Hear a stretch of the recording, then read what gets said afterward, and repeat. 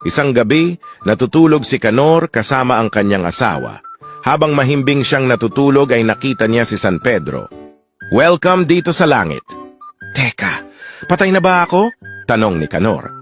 Sumagot naman si San Pedro ng, "Oo, namatay ka habang natutulog. Pero di mo pa oras para mamatay kaya ibabalik kita sa lupa.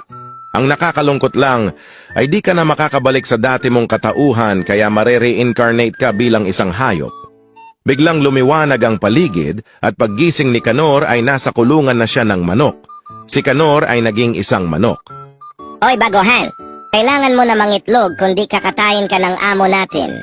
"Teka, di ko pa alam paano mangitlog," sagot ni Canor.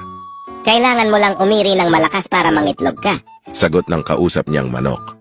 Umire si Canor at may lumabas na malaking itlog. Wow! Ang laki ng itlog mo.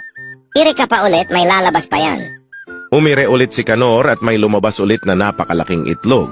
Nagulat ang ibang mga manok. Wow! Sobrang laki talaga ng mga itlog mo.